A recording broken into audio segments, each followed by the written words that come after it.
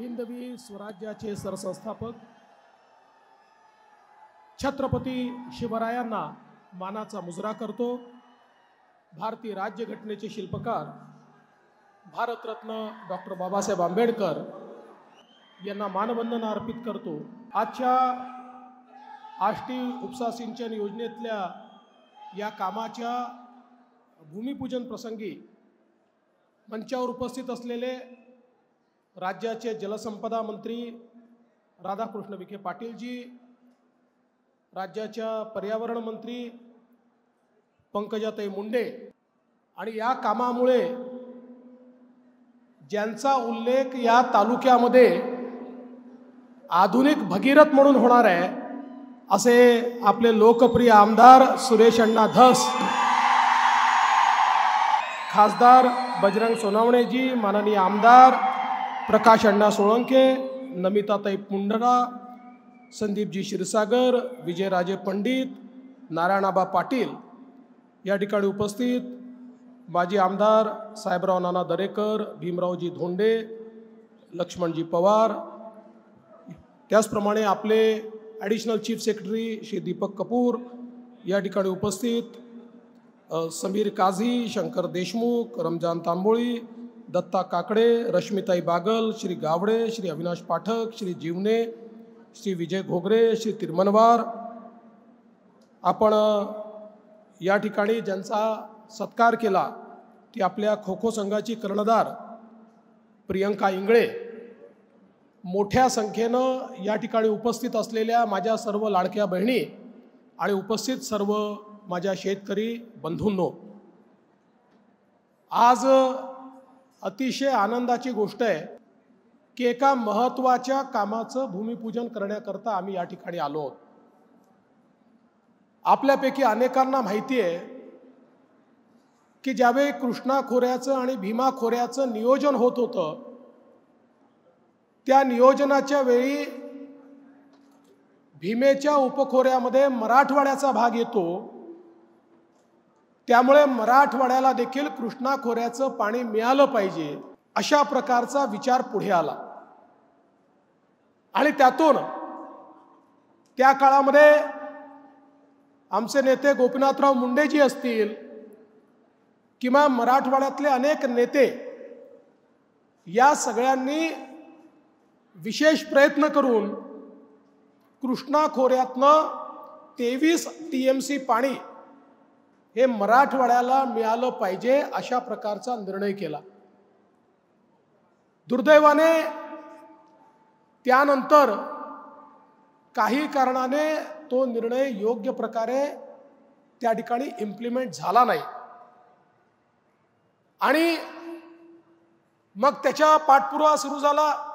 त्याची कथा आत्ता आपल्याला सुरेश अण्णा धस यांनी सांगितली। हा सगळा पाठपुरावा सुरू असताना विशेषतः 23 TMC जे पाणी आहे या 23 TMC पाण्यापैकी केवळ 7 TMC पाणी हे सापडलं, बाकी पाणी सापडलंच नाही। मी ज्यावेळी मुख्यमंत्री झालो आणि मराठवाड्याच्या हिस्स्याचं पाणी मराठवाड्याला द्यायचं आहे, 23 TMC पाणी आणा असं सांगितलं तर माझ्या पुढे जेव्हा फाईल आली त्यावेळी असं लक्षात आलं की 23 TMC पाणी हे कागदावर दिसत आहे, मुळामध्ये 7 TMC पाणी हे उपलब्ध दिसत आहे। उरलेलं पाणी एक तर वापरलं गेलं आहे, नाहीतर पुढच्या नियोजनामध्ये आहे किंवा तंटा लवादाच्या दुसऱ्या लवादापुढे ते जाणार आहे। तोपर्यंत अनेक कामं देखील सुरू झाली होती। म्हणजे सुरेश अण्णा मला हे सांगितलं पाहिजे की आपण सगळ्यांनी इथली कामं सुरू केली होती, पण पाणी यायचं होतं सीना कोळेगावमध्ये, पाणी धाराशिव जिल्ह्यात पहिले यायचं होतं आणि धाराशिवमधनं आपल्याकडे पाणी यायचं होतं, त्याचं नियोजनच झालं नव्हतं। आणि मग मुख्यमंत्री म्हणून त्यावेळी पहिल्यांदा आम्ही त्याचा पाठपुरावा करून त्याची एक बैठक घेतली आणि सीना कोळेगावमध्ये हे पाणी आणण्याकरताच्या प्रकल्पाला मान्यता दिली, त्याला निधी उपलब्ध करून दिला आणि ते पाणी सीना कोळेगाव पर्यंत आता पोचलं। आणि त्यासोबत ज्यावेळी पुन्हा नव्याने जलसिंचन मंत्री म्हणून माझ्याकडे माननीय शिंदे साहेबांच्या नेतृत्वात जबाबदारी आली, सुरेश धस साहेबांनी, म्हणजे शब्द जरा चुकीचा आहे पण आपल्याला सगळ्यांना माहिती आहे की सुरेश धस मागे लागले की डोकं खाऊन टाकतात, एवढा पाठपुरावा केला। कपूर साहेब सांगतील, सगळ्यात पहिलं आमच्या नवीन सरकारने 2022च्या ऑक्टोबरमध्ये सगळ्यात पहिली सुप्रमा जर कोणाला दिली असेल तर या प्रकल्पाला आम्ही दिली 11,000 कोटी रुपयाची। 11,000 कोटी रुपयाची सुप्रमा दिली आणि याच्या सगळ्या नियोजनाकरता निधी उपलब्ध करून दिला। आणि आता हे काम अत्यंत वेगानं चाललेलं आहे। धाराशिव जिल्ह्यामध्येही आणि बीड जिल्ह्यातल्या या आष्टी तालुक्यामध्ये हे मोठ्या प्रमाणात पाणी आपण आणणार आहोत। मला विश्वास आहे की या भागाचा दुष्काळ हा आता भूतकाळ होणार आहे आणि ज्या गतीनं काम चाललेलं आहे त्या गतीनं लवकरच आपल्याला हे पाहायला मिळेल की संपूर्ण परिसर हा बागायती झालेला असेल। आणि धस साहेब तुम्ही ज्याचा उल्लेख केला, पहिले तर या ठिकाणी संपूर्ण आपण पाईप पद्धतीनं आजकाल पाणी आणतो, पण प्रशांतच्या ज्या योजनेचा तुम्ही उल्लेख केला त्या योजनेमध्ये आम्ही योजनेतच त्या ठिकाणी जे काही शेतकऱ्यांच्या शेतापर्यंत ड्रिपच्या माध्यमातून पाणी जाईल अशा प्रकारची व्यवस्था उभी केली आहे।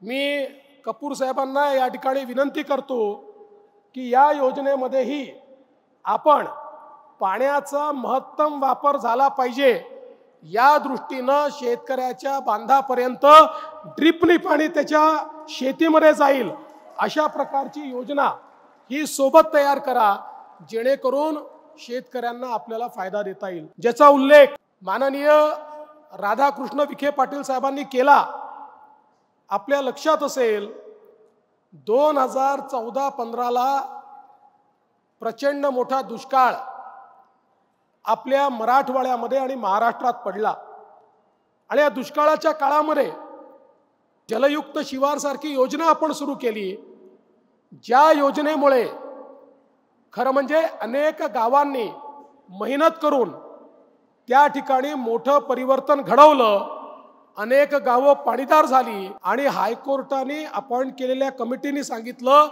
इतक्या वर्षामध्ये पहिल्यांदा मराठवाड्यामध्ये जलपातळी भूजल पातळी वाढली, जी कमी होत होती ती वर आली। पण त्याच वेळी आमच्या असं लक्षात आलं की मराठवाड्याला कायम दुष्काळमुक्त करायचं असेल तर जलसंधारणाची कामं तर करावीच लागतील, पण त्यासोबत जोपर्यंत पश्चिमी वाहिन्यांचं पाणी, जे पाणी थेट समुद्रात वाहून जातं, आपल्याला माहिती आहे पश्चिमी घाट जो आहे या घाटावर अशा नद्या आहेत की ज्याचं पाणी हे थेट पश्चिम वाहिनी होऊन समुद्रामध्ये जातं। ते पाणी जोपर्यंत आपण गोदावरीच्या खोऱ्यामध्ये आणत नाही तोपर्यंत मराठवाडा दुष्काळमुक्त होऊ शकत नाही। आणि या ठिकाणी खरं म्हणजे बाळासाहेब विखे पाटील यांनी त्या काळामध्ये एक मोठी जलपरिषद घेतली होती आणि त्या जलपरिषदेच्या माध्यमातून या संदर्भातली संकल्पना मांडली होती, पण त्या संकल्पनेवर कुठली कारवाई झाली नाही। ज्यावेळी या गोदावरीच्या उपखोऱ्यांचा एकात्मिक आराखडा मी तयार केला त्यावेळी आम्ही सांगितलं की आपल्याला जर मराठवाडा दुष्काळमुक्त करायचा असेल तर हे वाहून जाणारं 53 TMC पाणी, धस साहेब तुम्ही 2 आणि 3 TMC करता या ठिकाणी मागणी करताय, 53 TMC पाणी हे गोदावरीच्या खोऱ्यामध्ये आलं पाहिजे। ते जर गोदावरीच्या खोऱ्यामध्ये आलं तर मराठवाड्याच्या या पिढीने दुष्काळ बघितला, पण पुढची पिढी दुष्काळ पाहणार नाही। मराठवाड्यातला दुष्काळ हा भूतकाळ करता येईल। आणि म्हणून त्यावर आपण काम करून आपल्याला कल्पना आहे की त्याचे सगळे आराखडे तयार केले. 2019 साली त्याचा GR आपण काढला, त्या संदर्भातल्या मान्यता आपण घेतल्या. दुर्दैवाने सरकार गेलं आणि त्यामुळे त्याच्यावर काही कारवाई झाली नाही. पण माझं भाग्य समजतो की पुन्हा जेव्हा शिंदे साहेबांच्या नेतृत्वात सरकार आलं, अजितदादा, आम्ही आणि शिंदे साहेब, या जलसिंचन खात्याची जबाबदारी माझ्याकडे आली आणि या 2 वर्षाचा उपयोग हा पूर्णपणे महाराष्ट्रातले जे 4 नदीजोड प्रकल्प आहेत, ज्या प्रकल्पांमुळे विदर्भ, मराठवाडा आणि उत्तर महाराष्ट्र हा पूर्णपणे दुष्काळमुक्त होणार आहे, या प्रकल्पाचा पाठपुरावा सुरू केला. त्याच्यातल्या सगळ्या अडचणी दूर केल्या. त्याला MWRRA ची मान्यता आपण घेतली आणि त्याचे आपण सर्वेक्षणाचे टेंडर्स देखील काढले. त्यामुळे आता हे काम पूर्णपणे मार्गी लागलेलं आहे. आणि मला या गोष्टीचा आनंद आहे की मूळ संकल्पना ज्या बाळासाहेब विखे पाटलांनी मांडली होती, त्यांचे सुपुत्र असलेले राधाकृष्ण विखे पाटील यांनाच आता हे काम दिलेलं आहे. त्यामुळे मला हा विश्वास आहे, सरकार म्हणून आम्ही त्यांच्या पाठीशी खंबीरपणे आहोत. मला हा विश्वास आहे की आता यातले अडथळे दूर झाल्यामुळे येत्या वर्षभरामध्ये हे नदीजोड प्रकल्पाचं काम आपण सुरू करू आणि हे 53 TMC पाणी आपण गोदावरीच्या खोऱ्यामध्ये आणल्यानंतर मराठवाडा दुष्काळमुक्त होईल. आणि अलीकडच्या काळामध्ये एक संघर्ष आपल्याला पाहायला मिळतो, नाशिक आणि नगर विरुद्ध उरलेला मराठवाडा. आता मला धस साहेब जायकवाडीतनं पाणी मागतायत. जायकवाडीमध्ये आत्ता जर मी म्हटलं की लगेच तुम्हाला पाणी देतो, इथनं तर सुखरूप निघेल, पण संभाजीनगरला सुखरूप राहील का याची शक्यता कमी आहे. पण मी तुम्हाला हे सांगतो की हे जे पाणी आपण आणतोय त्याच्यानंतर जायकवाडीत इतकं पाणी येणार आहे की जायकवाडीचं पाणी तुम्हाला द्यायला कोणी नाही म्हणणार नाही. आणि तसंही ही सगळी कामं जर करायची असतील तर त्याला तेवढा कालावधी लागणारच आहे. आणि म्हणून तुम्ही काळजी करू नका. आपण हा निर्धार केलाय की काहीही झालं तरी मराठवाड्याच्या पुढच्या पिढीला आपल्याला दुष्काळ पाहू द्यायचा नाही. आणि ज्याचा उल्लेख केला, मला याचा अभिमान आहे की देशाचे प्रधानमंत्री माननीय नरेंद्र मोदीजी यांना आम्ही विनंती केली की साहेब, आपण आंतरराज्य नदीजोड प्रकल्पाला मान्यता देता, त्याला पैसा देता, आम्हाला आंतरराज्य करायचं नाही. आम्हाला 4ही नदीजोड प्रकल्प आमच्या राज्याच्या अंतर्गत करायचे आहेत, त्यालाही तुम्ही मान्यता द्या. माननीय मोदी साहेबांनी सांगितलं तुम्ही आमच्याकडे पाठवा, आम्ही त्यालाही मान्यता देऊ आणि त्यालाही आम्ही मदत करू. त्यामुळे एक महत्त्वाचं काम हे पुढच्या पिढ्यांना एक प्रकारे या ठिकाणी दुष्काळमुक्त करण्याचं काम हे आपण या माध्यमातून निश्चितपणे करणार आहोत. आणि हे सगळं करत असताना उपसा सिंचन योजना म्हटली की त्याला खूप वीज लागते.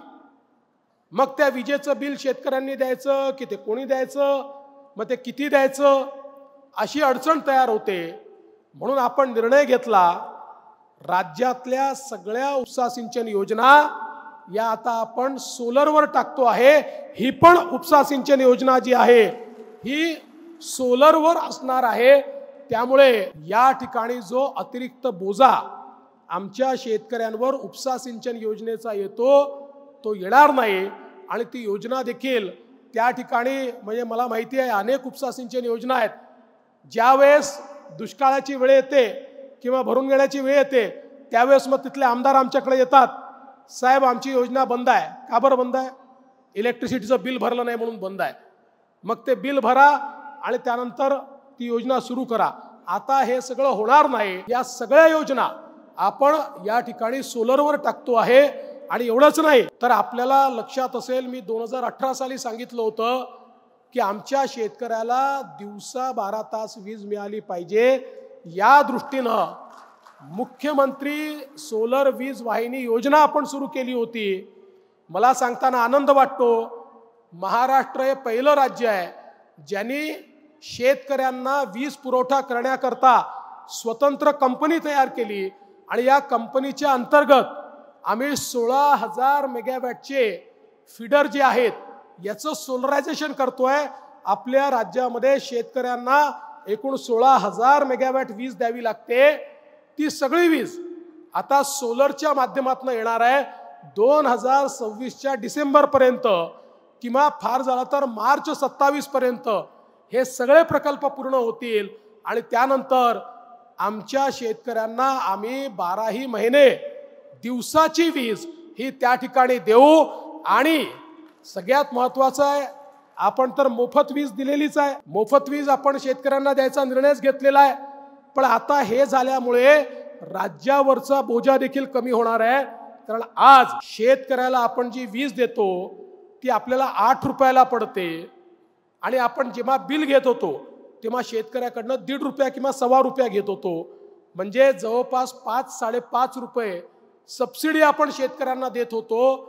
आता जरी बिल घेत नसलो तरी ती सबसिडी तर द्यावी लागणार आहे, पण आपलं सोलरचं काम पूर्ण झाल्यानंतर ही वीज 8 रुपये युनिटची नसेल, ती 3 रुपये युनिटची असेल, म्हणजे आमचे 5 रुपये प्रति युनिट त्या ठिकाणी वाचणार आहेत।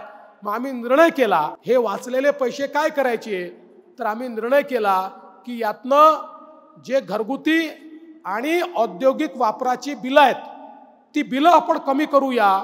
आणि मला सांगताना आनंद वाटतो, आपल्याकडे मल्टी इयर टॅरिफ म्हणजे दर 5 वर्षांनी आपल्याला पुढच्या 5 वर्षांमध्ये विजेचे दर काय असतील अशा प्रकारची पिटिशन MERC पुढे दाखल करावी लागते आणि MERC तो दर ठरवून देते।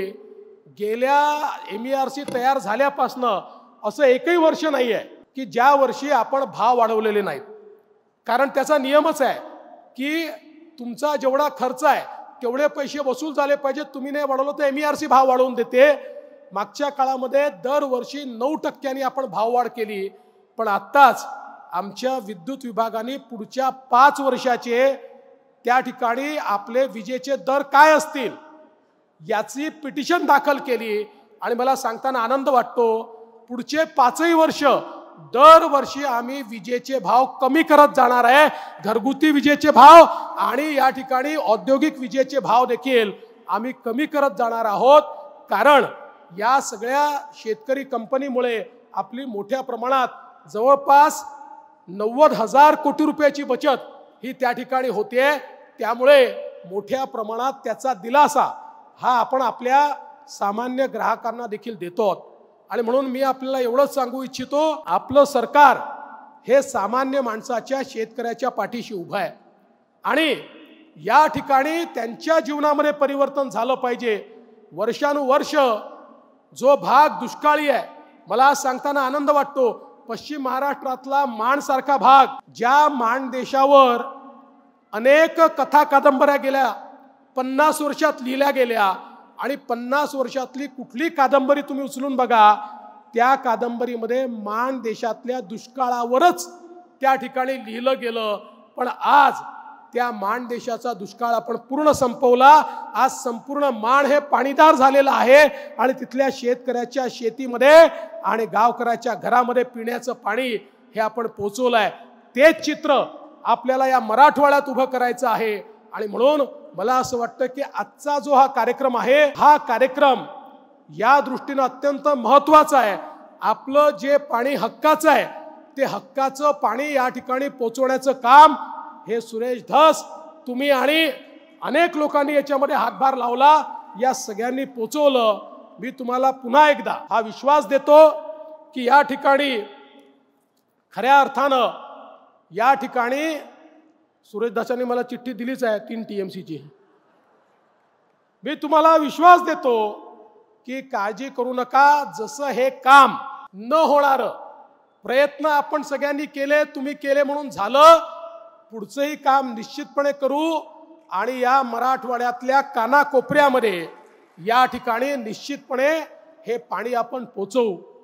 खरं म्हणजे आज या निमित्ताने आमचे सरपंच परिषदेचे लोक देखील मला भेटले होते आणि विशेषतः त्यांनी अनेक मागण्या माझ्याकडे केल्या, पण त्यात सगळ्यात महत्त्वाचं म्हणजे जी काही अतिशय दुर्दैवी घटना झाली स्वर्गीय संतोष देशमुख यांच्या अतिशय निगृण खुनाची, मी त्यांनाही सांगतो आणि आपल्यालाही सांगतो की अशा घटना कुठल्याही परिस्थितीत खपवून घेतल्या जाणार नाहीत आणि कोणी असो प्रत्येकावर या ठिकाणी कारवाई होईल हा विश्वास मी तुम्हाला देतो।